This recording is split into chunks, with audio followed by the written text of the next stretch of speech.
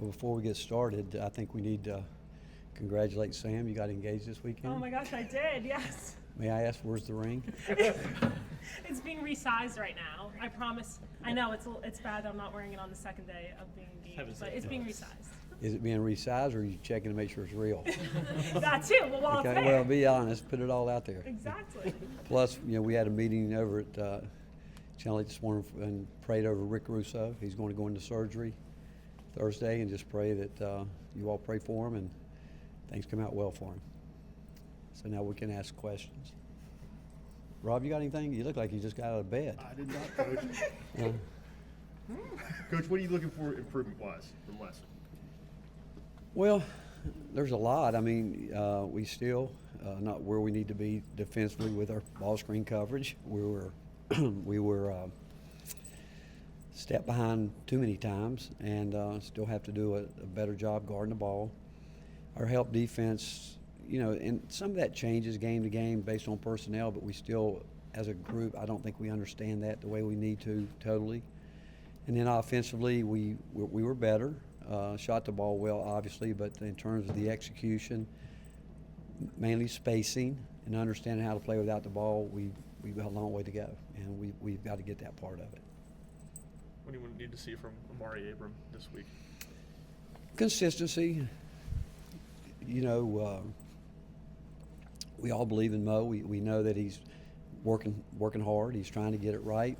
It's all new to him, obviously, but he has shown us enough to know that he can help us win games.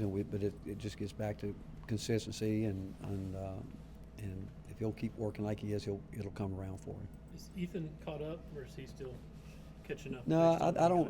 He's catching up. I mean, we're all impressed with what he's been able to do in such a short time. I mean, we would love to play the what-if game with he and both Clarence. I think before the season's out, Clarence is going to be a factor with us too, a real factor.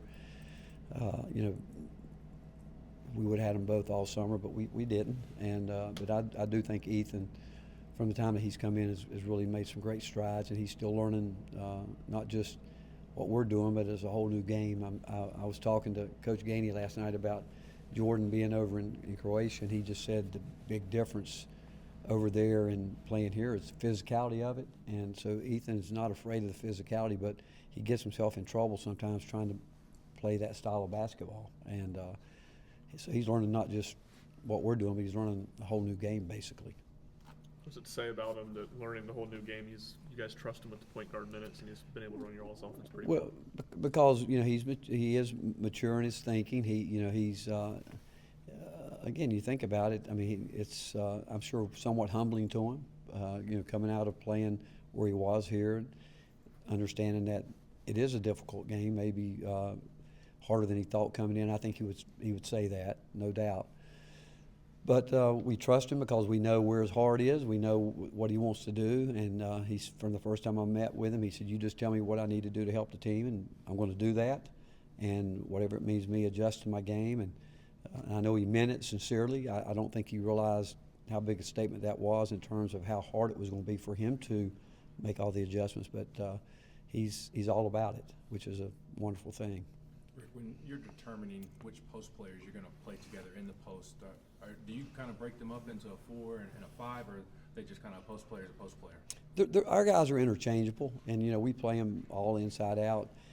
How we play them is based on consistency of their performance. What they do in practice is a big part of it too. And we do feel that we've got depth there, and we want to use it. Those guys, each one of them bring something different. They really do individually, but we need the consistency from the defensive end and offensively. I mean, we need some production out of those guys up front. I mean, we know that last couple of years that's been a downfall, that we haven't been able to generate offense in there the way we need to, and there's different ways to do it.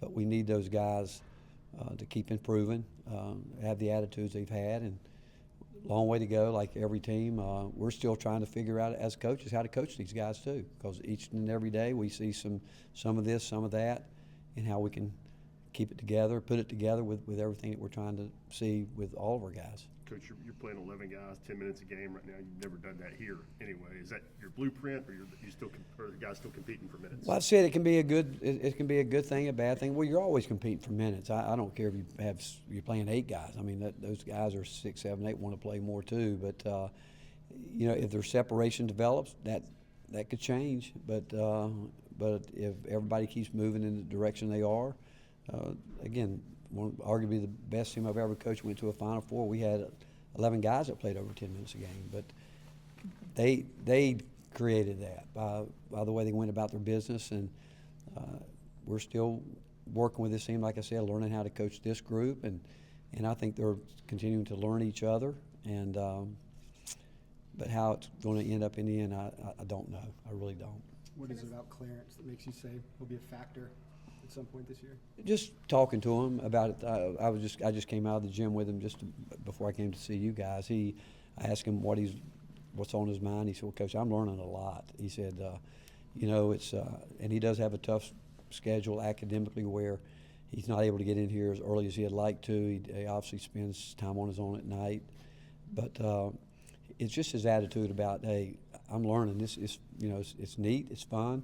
I know the mistakes I'm making. I've got to slow down, and if you just talk to him, you can just see his maturity, and the fact that he's wanting to get it, and he knows it's a process that he's going through, and he's willing to work through that process.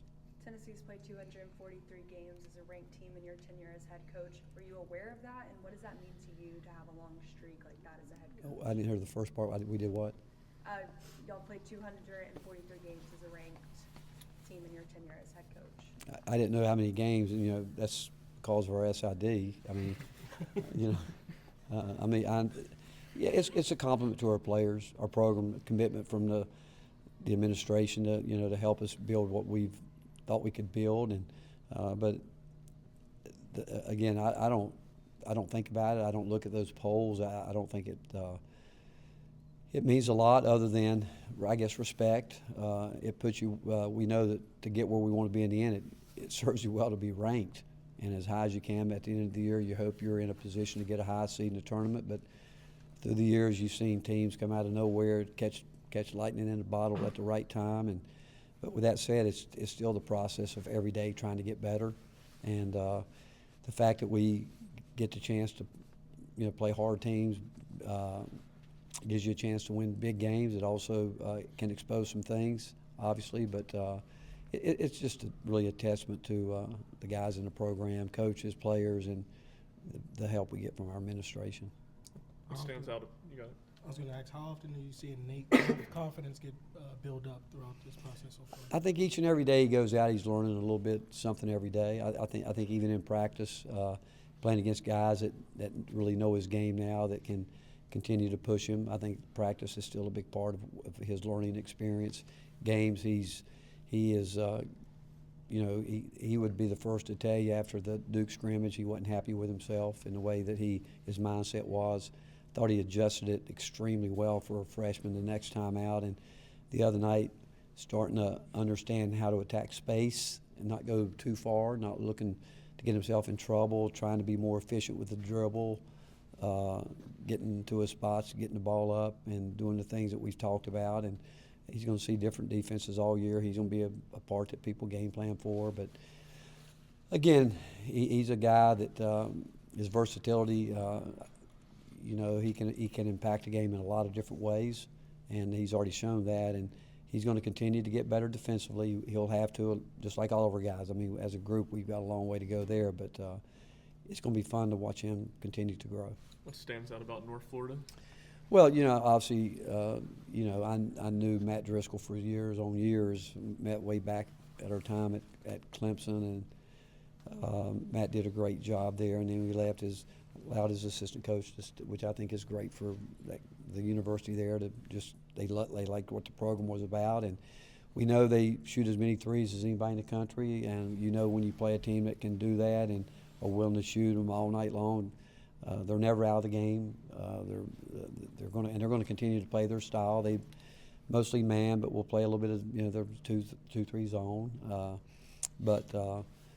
And obviously Chaz coming from there, I think is a great reminder of everyone that doesn't matter what people might think. There's players everywhere, which Chad's proved from coming there to here what he could do, and again, it's a mindset going in, but it's also about us knowing it's another opportunity for us to improve as a basketball team.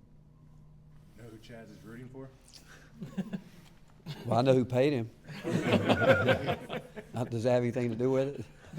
Knowing Chaz, you know what, he's probably one of those guys that probably wouldn't watch the game, because I know he had an incredible time there. I mean, again, I remember how excited he was when he had already committed to us, going back for his graduation, and how much that meant to him down there. And then obviously coming here in 1 year, you know, how he endeared himself to Vol Nation and coming back home. And but I'm sure that you know, he looks at it, and I think he's going to pull for the Volunteers myself, but he might not say it publicly, you know. Thanks, Coach. All right. Thanks, Thank Rick. you.